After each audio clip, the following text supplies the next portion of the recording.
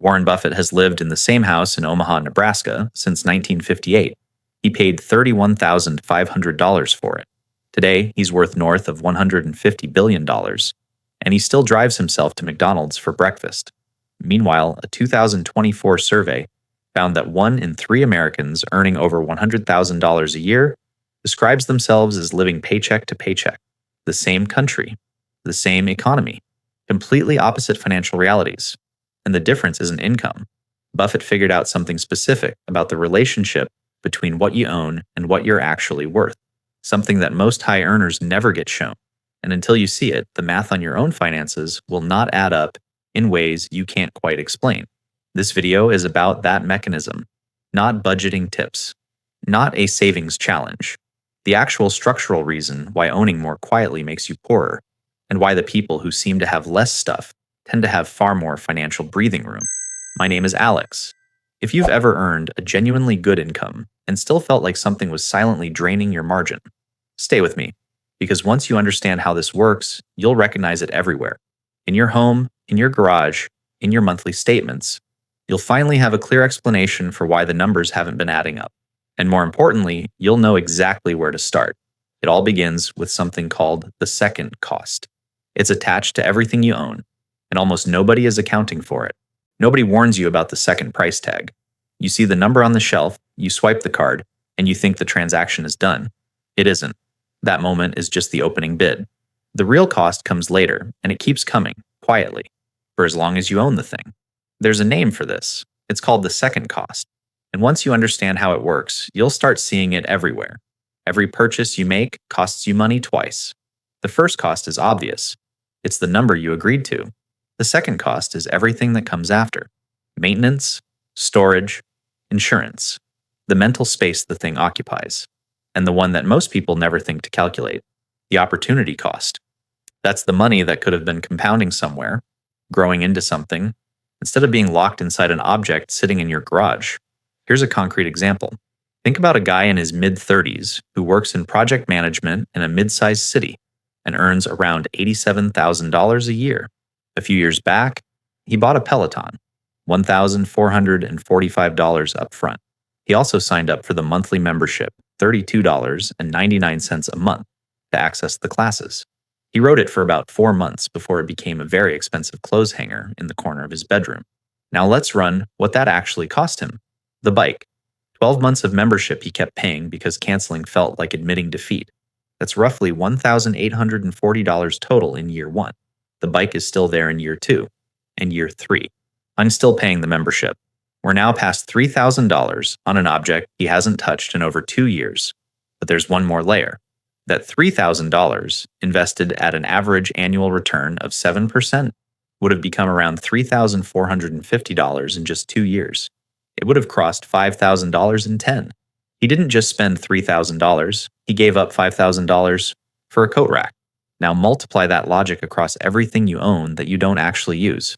The kayak, the second car, the air fryer still in the box, the tools you bought for a single weekend project in 2022. This is also where the storage bill becomes worth thinking about. Average self-storage costs in the United States in 2026 run around $173 per month for a 10 by 10 unit. Over 2 million Americans are currently paying that.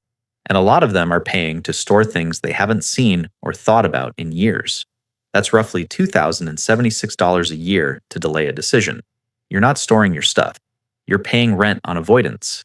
Now you're probably thinking, okay, I don't have a storage unit, so this doesn't apply to me. Fair. But this same logic lives inside your home. In a high cost of living city, every 100 square feet of your apartment is costing you somewhere around $200 to $400 a month in rent. That treadmill in the corner isn't sitting there for free. It's occupying a patch of floor that, in a city like Denver or Austin, runs you close to $1,000 a year. You're paying rent on that treadmill every single month, whether you use it or not. The second cost is silent. That's what makes it dangerous. It doesn't announce itself. It just slowly drains your margin until the end of the month arrives, and you genuinely can't figure out where the money went. So the question isn't just, can I afford to buy this? The question is whether you can afford to keep owning it. Those are two very different numbers. And getting clear on that difference is what makes the next step possible. Because before you can build anything meaningful, You have to stop the leak. And that starts with laying down a foundation that most people either skip or underestimate. It starts with building the fortress. Most people try to build on a cracked foundation, and then they wonder why nothing holds. You've just seen how the second cost quietly drains your margin, month after month, dollar after dollar, disappearing into things you barely use. But here's the thing, knowing about it isn't enough. Understanding the leak doesn't stop it. You have to actually build something solid underneath you first. And that means being honest about what a real financial foundation actually requires. Think of it like a house. You wouldn't start hanging pictures before the walls are up. You wouldn't worry about the paint color if the floor is caving in. The same logic applies here. There's an order of operations to this, and skipping steps is exactly how people end up earning good money and still feeling like they're one bad month away from a crisis. So before anything else, 3 things have to happen. Not eventually. Not when it feels convenient. Now. The first one is the most urgent. High-interest debt has to go. Credit card balances, personal loans, buy now, pay later balances that rolled over. Attack those first, because the math on them is brutal. The average credit card interest rate in the United States in early 2026 is sitting above 21%. Think about what that means. If you carry a $4,000 balance on a card at 21% and you're only making minimum payments, you'll pay back close to $7,000 total. That extra $3,000 didn't buy you anything. It bought the bank time. Every month you carry that balance. You're handing over money you worked for in exchange for nothing, except the privilege of owing slightly less than you did before. That's not a financial strategy, that's a slow bleed. The second thing is the emergency fund. And I want to be specific here, because emergency fund has become one of those phrases people nod at without really taking seriously. 3 to 6 months of actual living expenses, sitting in a high-yield savings account where it earns something while it waits. Not a general savings account earning 0.01%, a high-yield account, which in 2026 is still offering somewhere around 4 to 4.5% annually. That's money that's working even when nothing bad is happening. And when something bad does happen, a job loss, a medical bill, a car that decides to die on the freeway, you have a buffer. You don't have to reach for a credit card. You don't have to ask anyone for help. You just handle it. That quiet ability to handle it without panic is worth more than almost any investment return you can name. Here's how this plays out in practice. Consider a nurse in her early 40s, based in the Phoenix area, earning around $74,000 a year. She had been putting small amounts into her brokerage account every month, proud of herself for investing. But she was also carrying about $6,000 in credit card debt at 19% interest. The returns on her investments averaged around 7%. She was essentially earning 7% on one side, while losing 19% on the other. A net result? She was falling behind while feeling like she was doing the right thing. Once she redirected that money to clear the debt first, the math flipped almost immediately. The third thing is the one that ties it all together. Live below your means. Not dramatically. Not in a way that makes your life feel punishing. Just intentionally. Create a gap between what comes in and what goes out. That gap is where everything else gets built. Without it, there's nothing to work with. Now, once that foundation is solid, once the bleeding has stopped and there's actual breathing room, that's when the interesting part starts. Because the next step isn't about restriction. It's about redesigning how spending decisions get made in the first place. It's about a concept called intentional friction, and it changes the game in ways that pure willpower never could. Willpower is not a strategy. It's a resource, and it runs out. This is the part that most financial advice completely skips over. It assumes you just need to want it badly enough. That if you care about your money, you'll naturally make better decisions. But that's not how the brain works. Nobody sits down and rationally evaluates every purchase. People follow the path of least resistance every single time, and the companies selling you things know this better than you do. Amazon's one-click checkout wasn't designed for your convenience. It was designed to remove every possible moment of hesitation between the impulse and the purchase. The saved credit card, the pre-filled address, the estimated delivery by tomorrow. All of it is friction removal engineered at scale. Your phone is a spending machine with a calling feature attached, and the default settings are not set up in your favor. So the answer isn't more discipline. The answer is to redesign the environment. Make spending harder. Make saving easier. Not by relying on how you feel on a Tuesday afternoon when you're tired and a notification pops up for a flash sale. but by building systems that work even when your motivation is at zero. This is what intentional friction actually means. You're not fighting your impulses. You're just adding enough delay that your logical brain has time to catch up with the impulsive one. Here's how it works in practice. Take a software engineer in his early 30s, living in the Nashville area, earning around $91,000 a year. Smart guy, reads about personal finance, knows what he should be doing.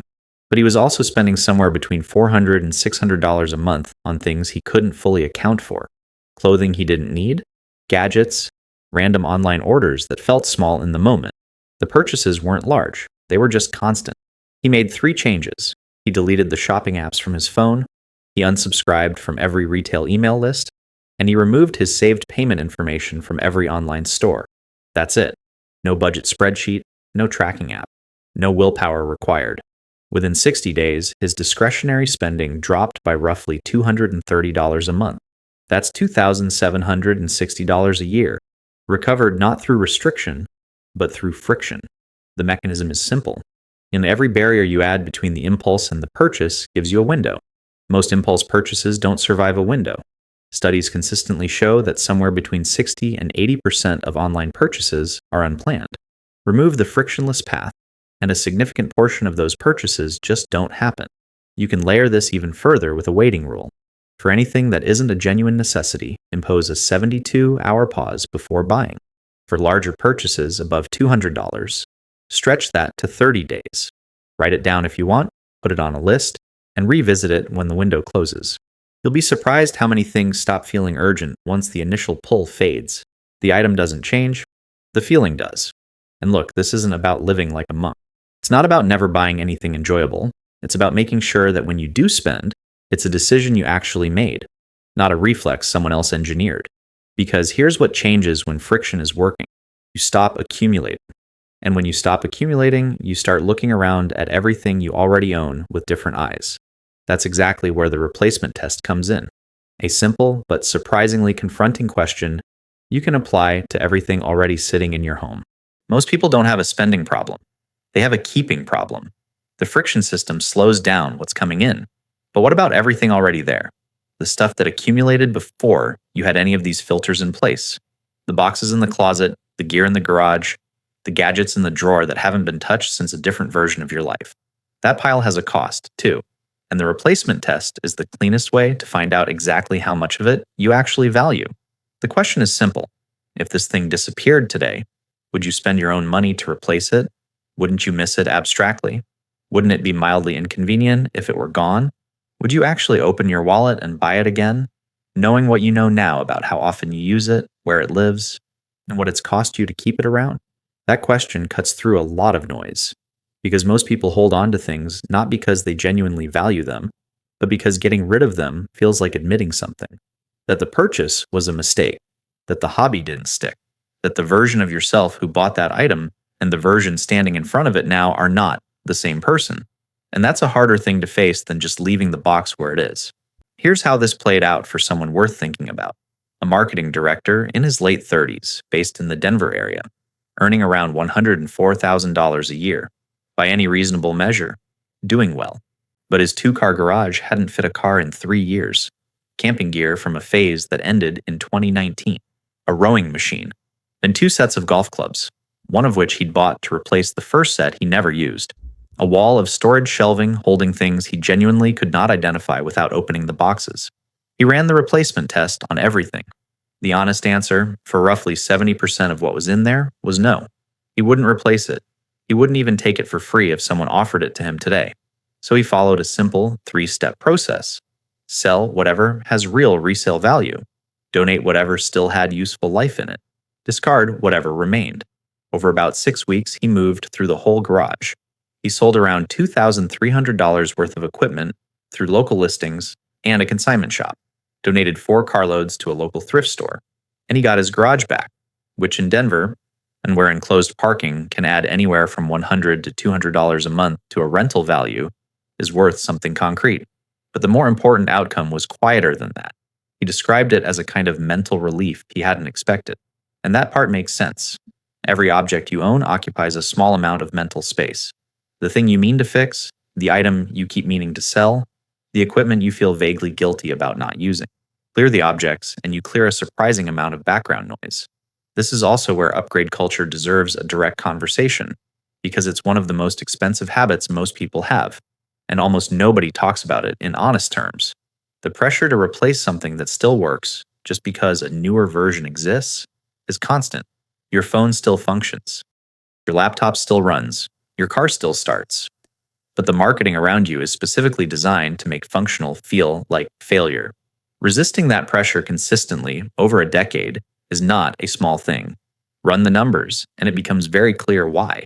And that same logic connects directly to how you think about buying new things when you actually do need them, specifically shifting the entire question away from price and towards something called cost per use.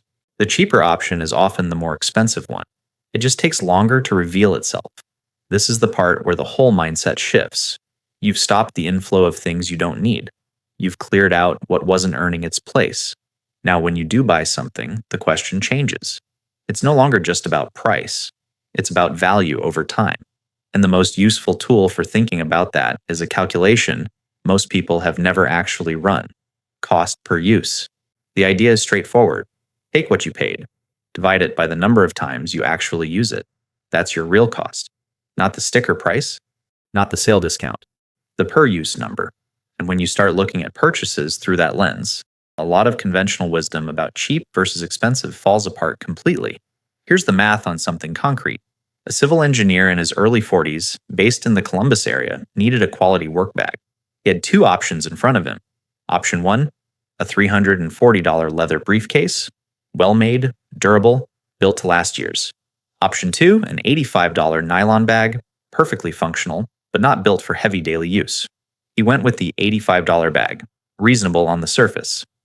But 14 months later, the strap started failing, the zipper gave out, and the bag was done. He bought another one. Same brand, similar price. That one lasted about a year. Now he's spent $170 and gone through two bags in roughly 2.5 years.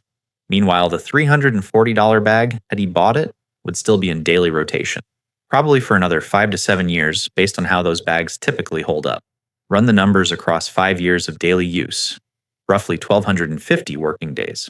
The $340 bag comes out to around 27 cents per use.